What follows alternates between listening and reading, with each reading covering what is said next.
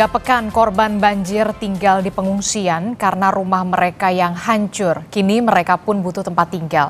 Setidaknya hunian sementara, saudara. Apalagi warga di sejumlah daerah bencana sebentar lagi akan merayakan Natal dan juga Tahun Baru. Lalu bagaimana progres Huntara? Saat ini sudah bersama kami melalui sambungan daring ada Kepala Pusat Data Informasi dan Komunikasi Kebencanaan BNPB, Abdul Muhari yang akan bergabung menyusul. Kemudian ada Bupati Tapanuli Selatan, Gus Irawan Pasaribu, dan juga ada pakar kebencanaan Dwi Korita Karnawati. Saya akan menyapa dulu Pak Bupati Tapanuli Selatan, Pak Gus Irawan. Selamat pagi. Pagi, Mbak. Ya, Pak, ini sambil menunggu ada Pak Abdul Muhari dan juga Bu Dwi Korita yang akan bergabung.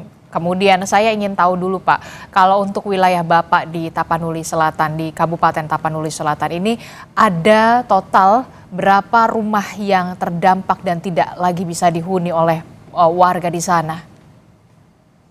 Ya, itu terdampaknya banyak ya, tapi yang kemudian jadi rusak, ringan, berat, sedang, berat, dan hilang, itu 1.800-an, Mbak. Ada 1.800-an yang kemudian ini yang kategori berat dan hilang, tertimpa, terbawa arus, begitu. Jadi untuk datanya ada lebih dari 1.800 rumah warga yang terdampak dari bencana ini ya Pak ya, baik itu hilang, rusak dan tidak bisa lagi dihuni ya Pak ya.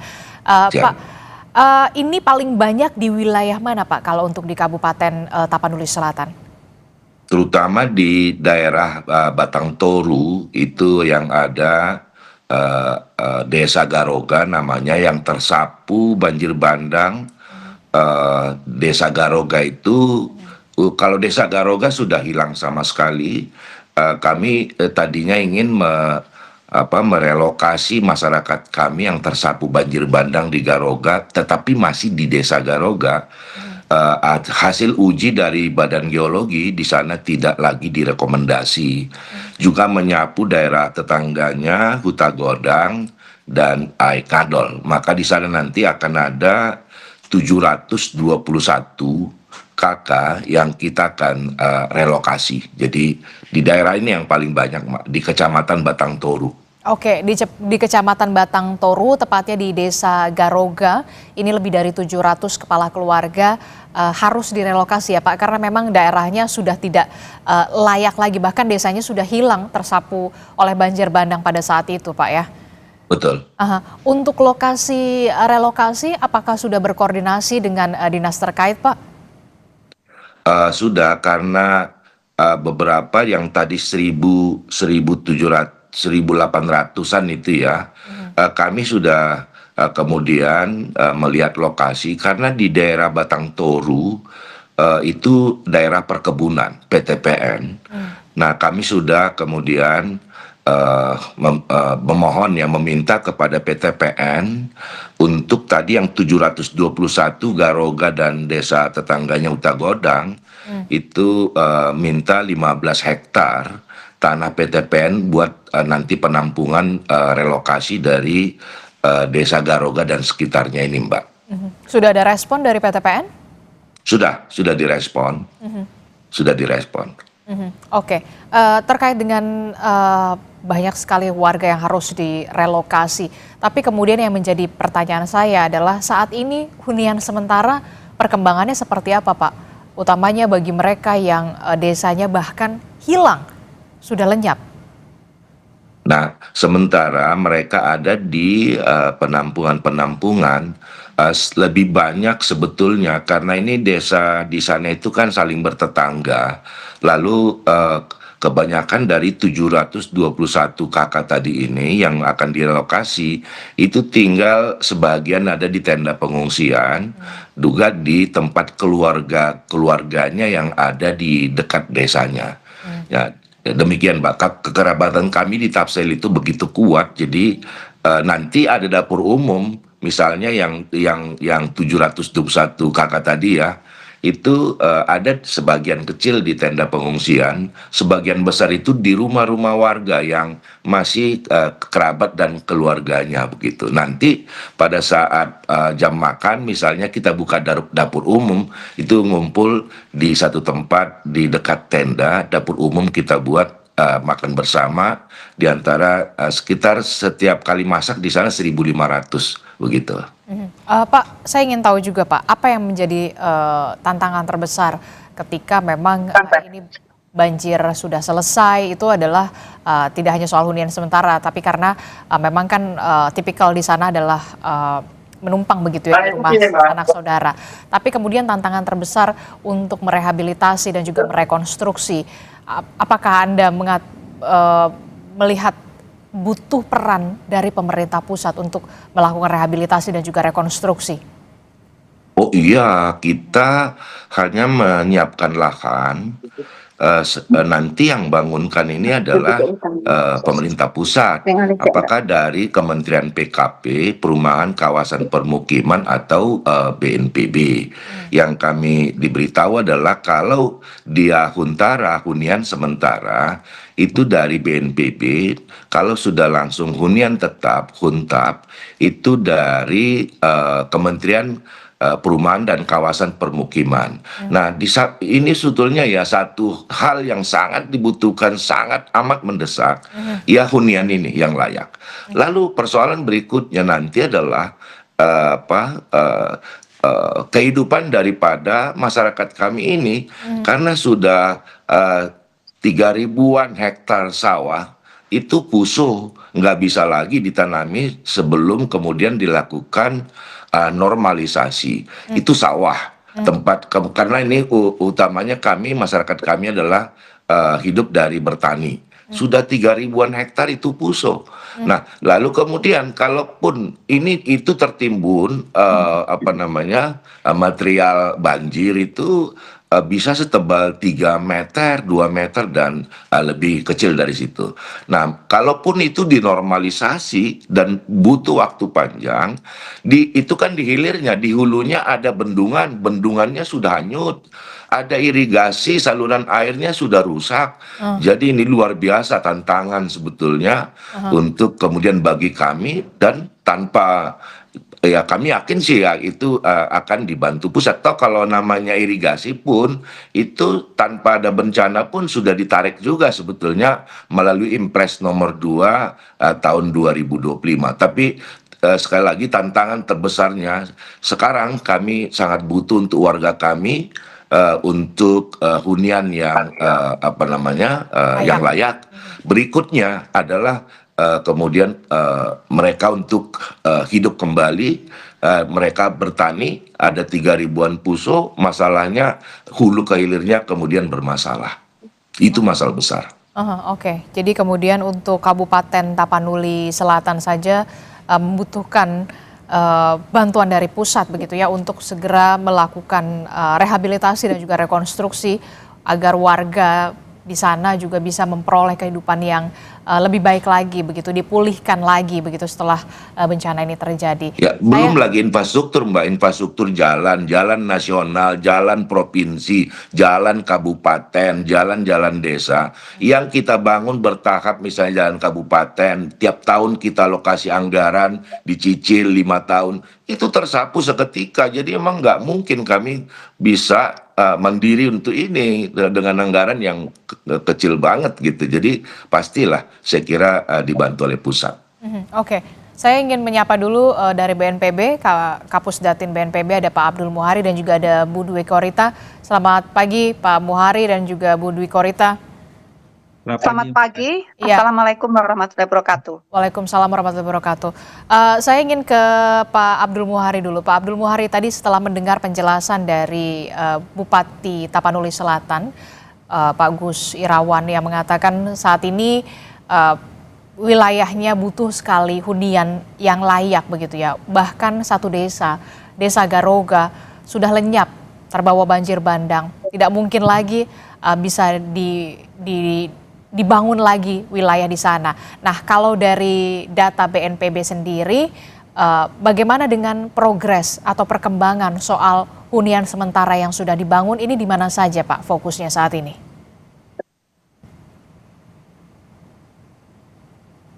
Pak Abdul Muhari. Pak Abdul Muhari. Oke, tampaknya kita masih mengalami gangguan sinyal begitu ya. Bu Dwi Korita, bisa mendengar suara Adisti, Bu Dwi Korita? Silakan, Mbak. Oke, Bu Dwi Korita, ini yang menjadi permasalahan baru adalah ketika rehabilitasi dan juga rekonstruksi. Bahkan Bupati Tapanuli Selatan mengatakan Desa Garoga tidak mungkin lagi dihuni kembali lokasi itu. Nah, bagaimana menyiapkan wilayah-wilayah yang aman, tidak hanya layak tapi yang aman bagi warga? Jangan sampai kemudian peristiwa ini terjadi lagi, Bu Dwi Korita. Betul sekali yang disampaikan Bapak Bupati. Seandainya bisa dihuni pun terus terang tidak direkomendasikan untuk tinggal di tempat yang sudah terkena banjir bandang. Saya cek di citra satelit, lokasi yang terkena banjir bandang itu merupakan sedimen aluvial. Sedimen aluvial itu adalah sedimen yang terbentuk sejak ribuan tahun yang lalu dari peristiwa banjir bandang berkali-kali. Artinya kalau dipaksakan tinggal di tempat itu lagi, itu akan kena lagi. Nah, periode ulangnya di tahun 2003 itu adalah setiap 50 tahun. Tetapi kali ini baru tahun 2025 sudah terkena lagi. Belum ada 50 tahun.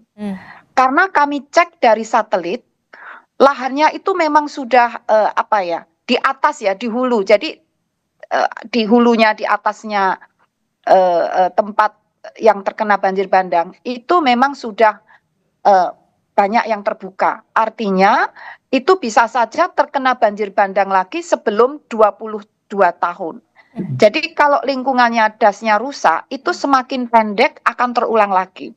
Sehingga harus dicarikan, dipetakan, itu sebenarnya kelihatan dari satelit, zona mana yang elevasinya agak lebih tinggi. Tidak harus di gunung ya, di dataran rendah, tapi di situ terlihat ada beda elevasi. Ya. Nah, itu poinnya harus dipetakan lagi, daerah yang aman, yang tidak jauh dari lokasi yang sebelumnya, dan kondisinya memperhatikan kondisi geologinya, dan itu sebenarnya mudah dipetakan, itu bisa, caranya bisa. Serta kondisi dari kondisi geologi bisa dihitung tingkat bahayanya, kemudian juga exposure-nya, akhirnya diperoleh peta risiko. Nah, ini BNPB biasanya sangat melakukan hal itu. Jadi melalui dipetakan risikonya, kemudian juga dilihat bagaimana daya dukung lingkungannya, ketersediaan air, kebutuhan dasar. Jadi harus segera agar mereka dapat segera menempati tempat yang layak. Langkah itu harus segera dilakukan. Tapi memang benar sangat tidak direkomendasikan untuk berada di tempat yang sudah terkubur itu dibangun lagi di sana. Itu itu malah jadikan zona merah. Demikian, Mbak.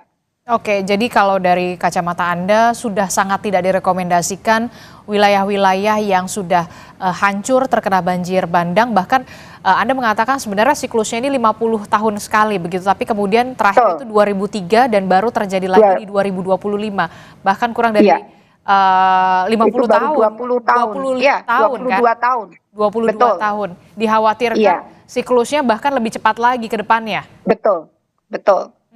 Oke, tapi bagaimana kemudian kalau fokusnya adalah begini, memperbaiki hutannya dulu, walaupun kita tahu untuk memperbaiki hutan lagi itu perlu waktu. Apakah kawasan ini bisa dipakai lagi atau aman bisa dibangun lagi, atau ya sudah selesai di sini kita pindah ke tempat yang lain yang lebih aman? Oleh karena itu perlu segera dipetakan dengan adanya bencana ini, harus dipetakan ulang zona-zona mana yang aman dan mana yang berbahaya. Itu dipetakan ulang. Misalnya nanti dibentuk dibuat peta risiko bencana. Dari peta risiko itu juga diperhatikan peta daya dukung lingkungannya, sehingga nanti dapat diputuskan zona yang aman di situ, dan juga mempertimbangkan aspek sosial budaya. Misalnya dahulunya tinggal di tempat rendah, kalau langsung dipindah ke tempat tinggi itu juga biasanya ada ketidaksesuaian ya. Jadi sedapat mungkin kondisi lingkungannya kurang lebih sama dengan sebelumnya, namun dipilih zona yang di luar lintasan banjir bandang. Karena itu sangat dekat dengan sungainya. Demikian, Mbak. Oke, saya mau ke Pak Abdul Muhari. Pak Abdul Muhari, setelah kita mendengarkan penjelasan dari Bu Dwi Korita, saya ingin tahu juga karena jurnalis kami di lapangan sempat menyuarakan soal bagaimana hunian sementara. Sampai saat ini dari data BNPB sudah berapa Pak yang dibangun dan di mana saja fokusnya saat ini? Ya, setelah fase tanggap darurat dan saat ini masih ada 26 kabupaten kota di 3 provinsi yang masih memperpanjang status tanggap daruratnya hingga rata-rata ini tanggal 25. Tetapi memang pada fase tanggap darurat yang kedua ini kita sudah mulai berdiskusi dengan pemerintah daerah terkait dengan arahan Presiden juga untuk segera melakukan perencanaan dan pelaksanaan pembangunan Huntara. Kalau saya lihat di data kami, Pak Bupati Tapanuli Selatan itu sudah mengusulkan 488 unit. Dan ini saat ini sedang dalam proses pengecekan status lahan. Karena ini yang diusulkan adalah lahan PTPN 1 dan PTPN 4 ya Pak Bupati. Ini masih terus kita lakukan. Ada beberapa tahapan Mbak Aristi. Pada yang harus saya sampaikan adalah ketika kita berbicara relokasi, maka kita berbicara memindahkan hidup dan penghidupan.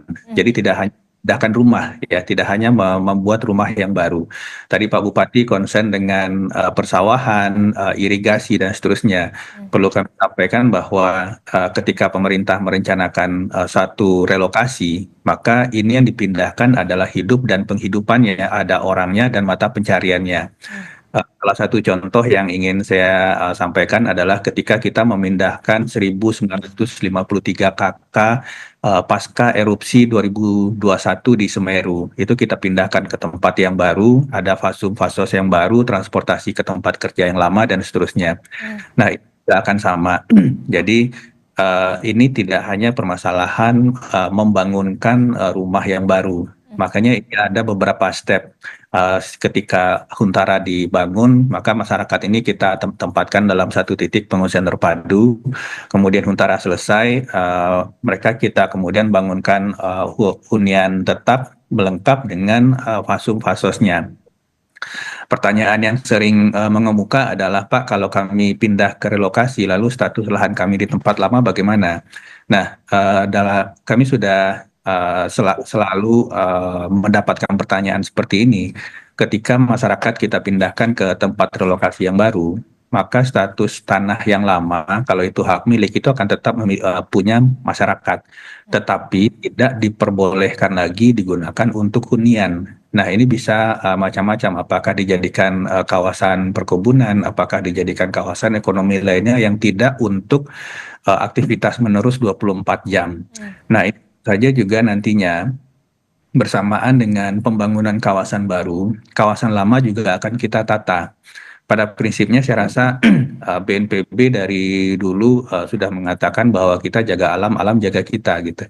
Ini juga sekaligus menjawab yang tadi Mbak Adisti pertanyakan, apakah alamnya dulu baru rumahnya atau rumahnya dulu baru alamnya, baru pohonnya. Ini sebenarnya harus bergerak paralel karena bagaimanapun yang namanya risiko itu kalau kita lihat tarik dari teorinya itu ada hazard plus kali kerentanan.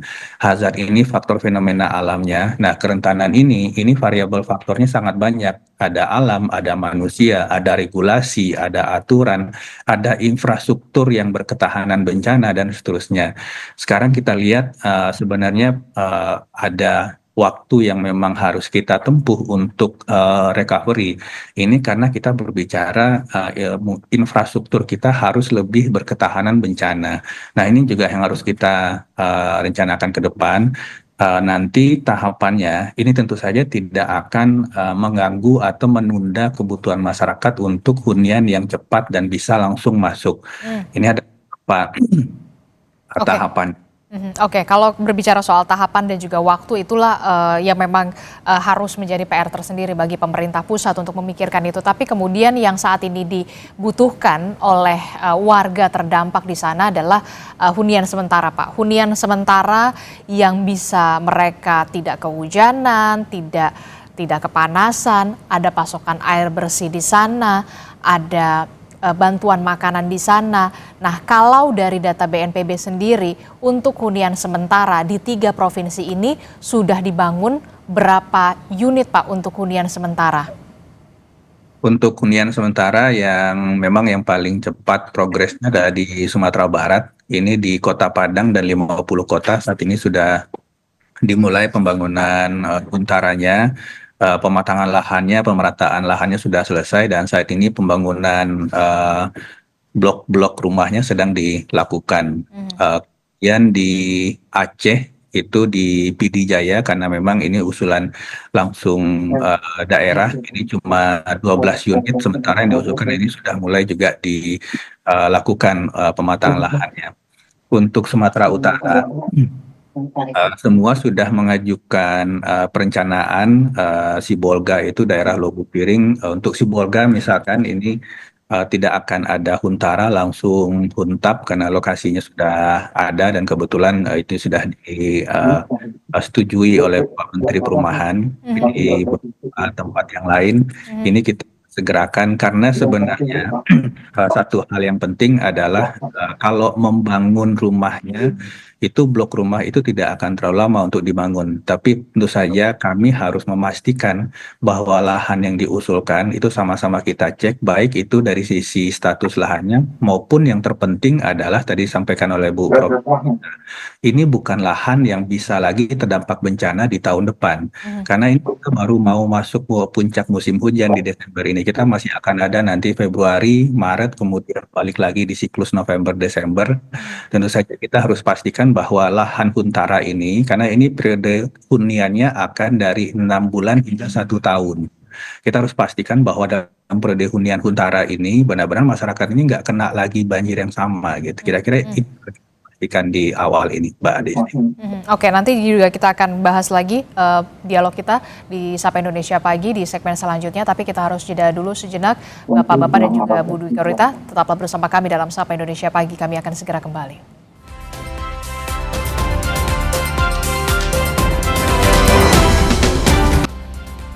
Terima kasih Anda masih bersama kami dalam Sapa Indonesia Pagi. Saudara, kita masih membahas soal bagaimana selanjutnya ketika penanganan bencana sudah dilakukan oleh pemerintah.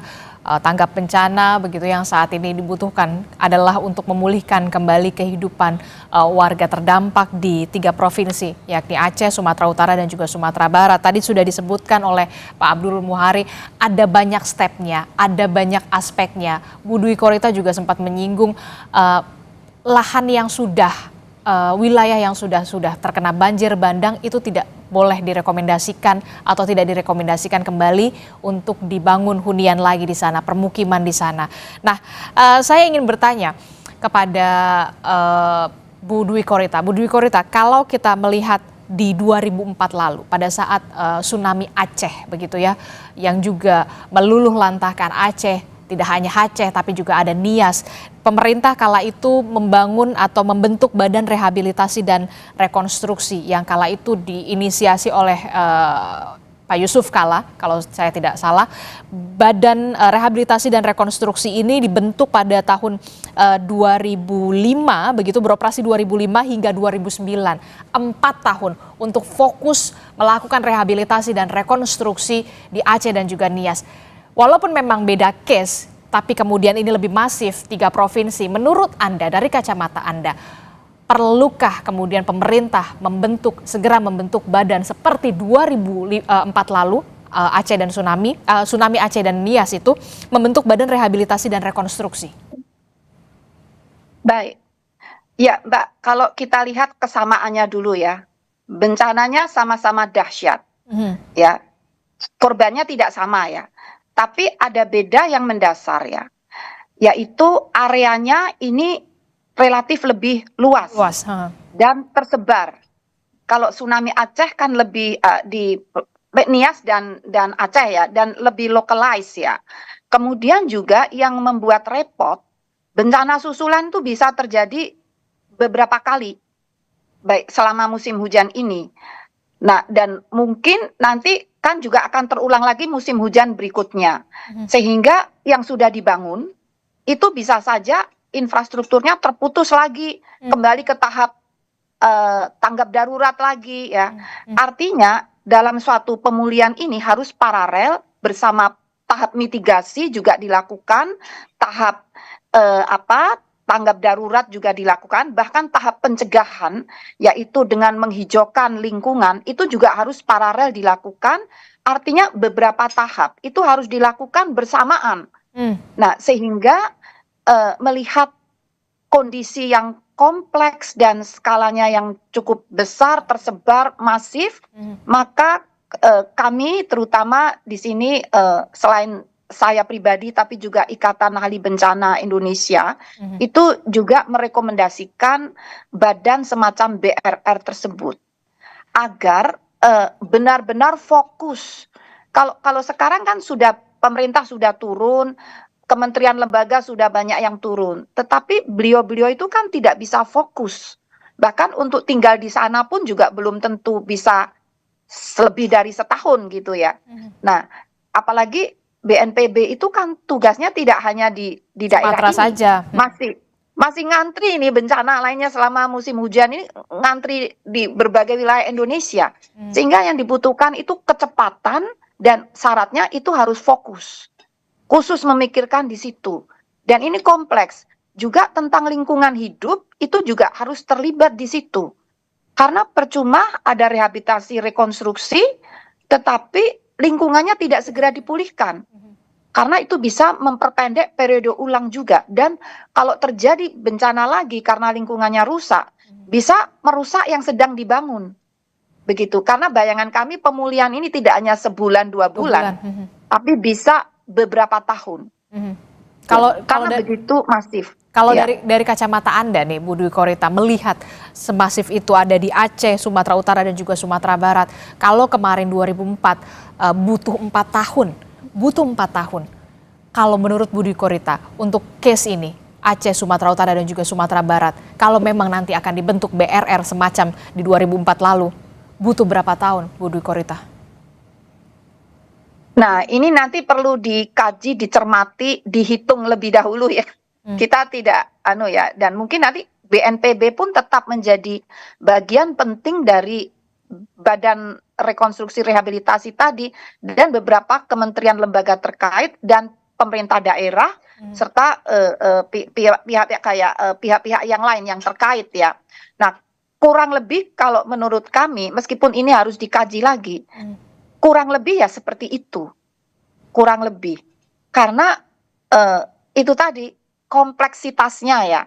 Meskipun kalau tsunami Aceh itu kan korbannya sampai ke negara-negara lain ya, tapi itu kan di luar urusannya Indonesia kan. Kalau ini kan hanya fokus di 3 provinsi tadi, karena pemulihan terutama dari aspek pemulihan lingkungannya, ya pemulihan lingkungan itu tidak bisa sebulan, 2 bulan, 3 bulan. Terutama menghijaukan kembali, menghutankan kembali, itu harus menjadi bagian dari fokus yang ditangani oleh badan tadi. Jadi jangan dipisahkan antara penanganan bencana sendiri penanganan lingkungan sendiri Hmm. harus terintegrasi. Karena inilah mungkin sisi yang perlu disempurnakan di dalam sistem penanggulangan bencana itu kan sepertinya terpisah ya dari undang-undangnya tuh kan ada undang-undang lingkungan hidup sendiri, undang-undang bencana sendiri. Nah, itu harus ada Payung keterkaitan. hukum. Ya, payung hukum yang terkait antara lingkungan dan penanggulangan bencana. Demikian. Sehingga dalam badan itu pun harus ada otoritas yang menangani dua-duanya, Aha. yang harus saling duduk bersama. Persoalannya kan sekarang ini kan kesempatan untuk duduk bersama dengan Ya. kementerian atau lembaga badan yang berbeda itu kan menjadi kurang. Tapi kalau duduk bersama dalam satu badan, insya Allah pemulihannya pun akan berwawasan lingkungan. Aha. Tidak hanya sekedar memberikan kehidupan dan penghidupan, tapi ada jaminan keselamatan. Dan di dalam krisis iklim saat ini, jaminan keselamatan itu akan sulit diwujudkan apabila krisis lingkungannya tidak ditangani, lingkungannya tidak dipulihkan. Seperti itu, Mbak. Oke, jadi memang benar kata Pak Abdul Muhari harus secara paralel ya, tidak bisa sendiri-sendiri begitu ya. Kalau saya melihat di 2004 itu bahkan diterbitkan peraturan pemerintah pengganti Undang-Undang Nomor 2 Tahun 2005, kemudian ada peraturan Presiden juga, Perpres juga diterbitkan 34 tahun 2005. Saya ingin tanya ke pimpinan daerah, salah satunya adalah Pak Bupati Tapanuli Selatan. Kalau Budi Korita merekomendasikan ada juga semacam 2004 yang lalu pada saat Aceh dan Nias mengalami tsunami, ada pembentukan badan rehabilitasi dan juga rekonstruksi. Kalau dari kacamata Anda sebagai Bupati Tapanuli Selatan, perlukah Mungkin itu bisa? dulu belum ada BNPB barangkali. Tetapi saya kira memang bagaimana inilah misalnya ya kami mau merelokasi penduduk kami yang sudah nggak boleh lagi tinggal di tempat semula. Itu kami harus berkoordinasi dengan Badan Geologi untuk menguji kelayakan yang kami usulkan. Lalu karena tanahnya di PTPN, kami harus lagi berkoordinasi dengan PTPN gitu ya. Jadi saya kira memang kalau kemudian bisa dibangun koordinasi yang bisa kemudian tadi semuanya, saya merasa gini loh, tanggap darurat itu kadang-kadang kok kami misalnya ini ada organisasi lain yang kami butuhkan atau institusi lain, ya geraknya nggak kayak tanggap bencana gitu, tanggap darurat misalnya begitu. Kan nanti akan banyak keterlibatan, nanti ada unsurnya BPN, urusan pertanahan gitu kan.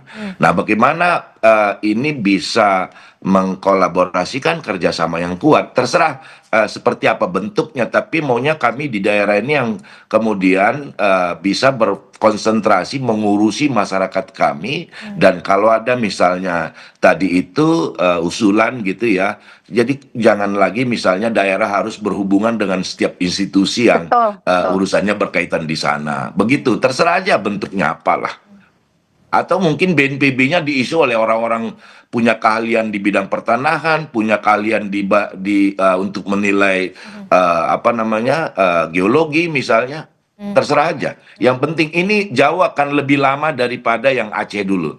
Ya. Ini jauh akan Saya lebih kira. lama, bahkan di Aceh saja pemulihannya bahkan bisa mencapai 4 tahun begitu ya. Kalau tsunami itu kan mohon maaf ya, memang korban jiwanya jauh lebih banyak ya. Tapi kan terlokalisasi di Aceh. Saya waktu itu ikut juga ke sana. Aceh itu di Banda Aceh, di Melabo, sedikit ada di Lok Sumawe, kan begitu. Di Nias itu saya orang Sumatera Utara yang ikutan juga ke Nias waktu itu, hanya sedikit di Sirombu dan Nias Selatan. Jadi jangan dilihat Sumatera Utara itu hanya gitu loh. Jadi kalau ini coba kami di Kabupaten Tapanuli Selatan 15 kecamatan kami 13 itu terdampak bencana. Ada 4 koridor, kami masih untung, ini untungnya masih ada. 3 koridor jalan nasional ke Tapanuli Selatan terputus, hanya ada 1 lagi itu selamat. Jalan provinsi banyak yang terputus.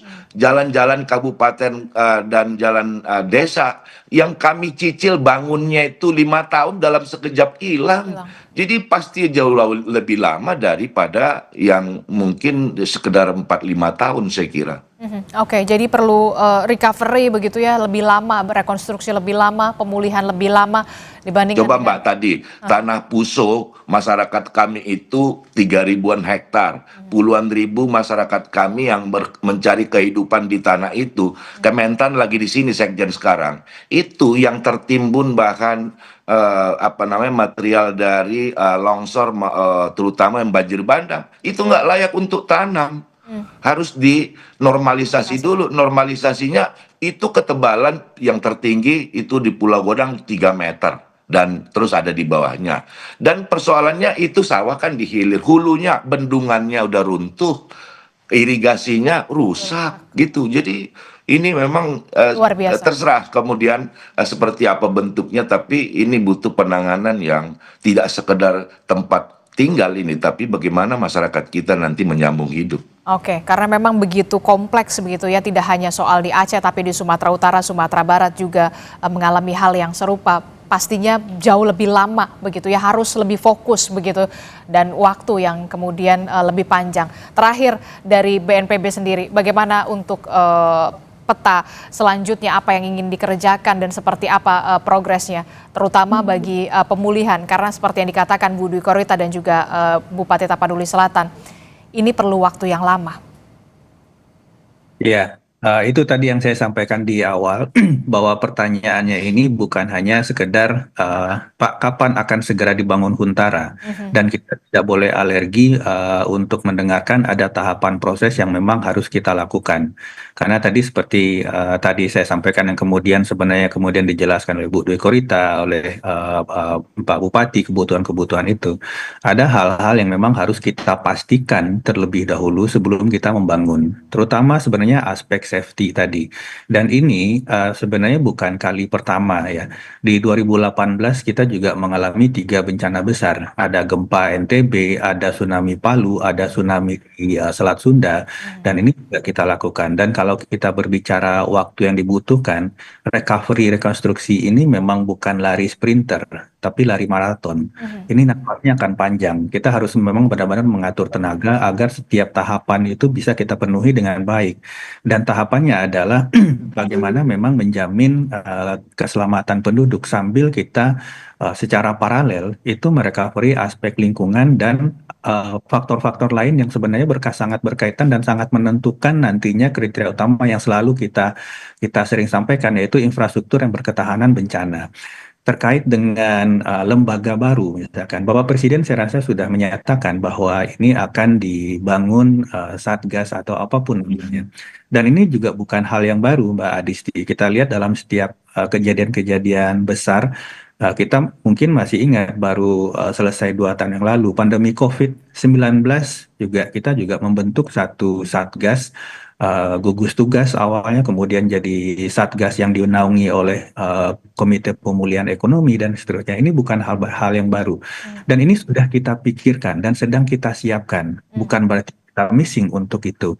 Ini sedang kita siapkan supaya benar-benar tadi yang diharapkan secara detail oleh Pak Bupati, yang dijelaskan secara detail oleh Bu Dwi Korita, tidak hanya penghidupan tetapi aspek lingkungan dan seterusnya. Karena memang yang namanya bencana hidrometeorologi basah itu tidak lepas dari peran manusianya.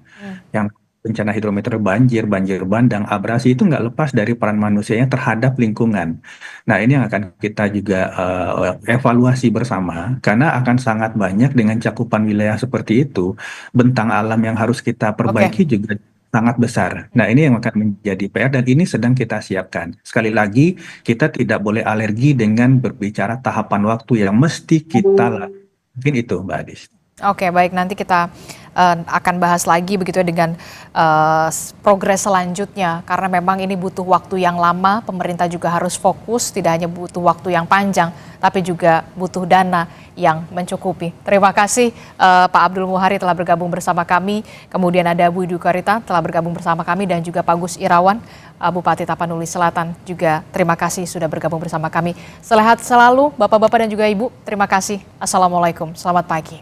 Waalaikumsalam warahmatullahi wabarakatuh. Terima kasih Bapak-bapak dan Mbak